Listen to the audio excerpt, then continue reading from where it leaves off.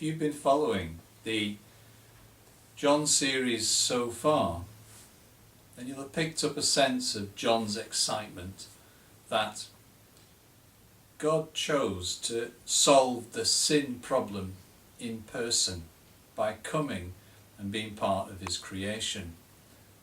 And just the very being around and rubbing shoulders with people, that level of closeness, and that is actually closeness with God, blows John's mind.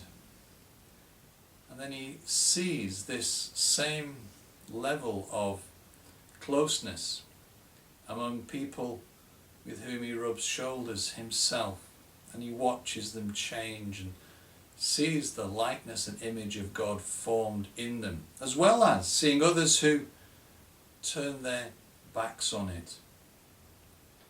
As we get to the 3rd chapter, John gives us a very good recap. So let me just read it to you. What marvelous love the Father has extended to us. Just look at it. We're called children of God. That's who we really are.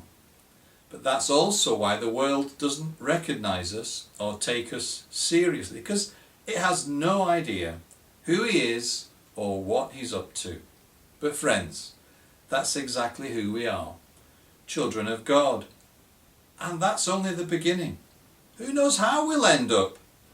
What we know is that when Christ is openly revealed, we'll see him.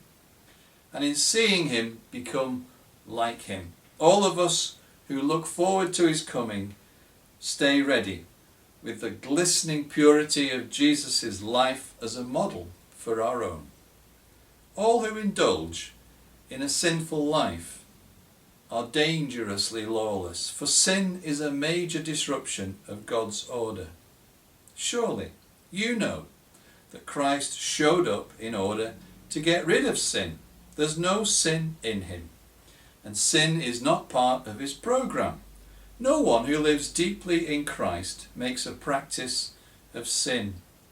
None of those who do practice sin have taken a good look at Christ. They've got him all backward.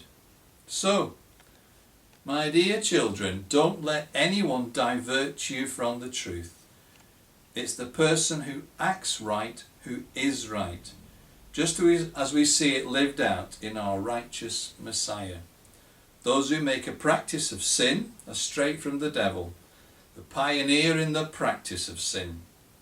The Son of God entered the scene to abolish the devil's ways.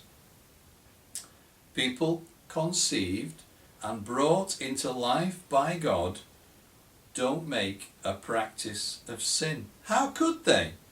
God's seed is deep within them, making them who they are. It's not in the nature of the God-begotten to practice and parade sin. Here's how you tell the difference between God's children and the devil's children.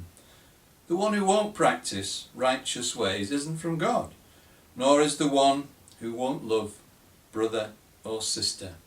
A simple test. For this is the original message we heard. We should love each other.